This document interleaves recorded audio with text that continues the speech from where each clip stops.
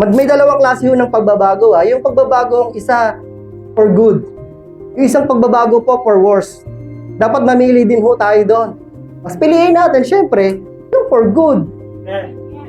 Yun naman ang gusto ng Panginoon sa atin magbago. Kaya nga alam niyo yung salitang born again? Sabihin natin, born again. Born again. Sabi nila religion Pero hindi. Dito yun kasi sabi niya, I say to you, unless one is born again, unless a person be born again. Sabi ng Panginoong Jesucristo yun Hindi naman ako nagsabi niyan si Jesus Christ. Ano sabi niya? He cannot see the kingdom of God. Malinaw naman po, di ba?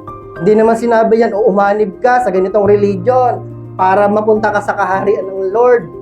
Verse 3 ang pinag-uusapan natin, pero sa verse 5, sabi niyan, unless a man be born in water and spirit, he cannot enter in the kingdom of God. Ano ibig sabihin? Kailangan may changes.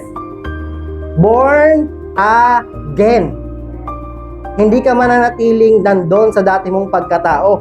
Dapat mayroong pagbabago.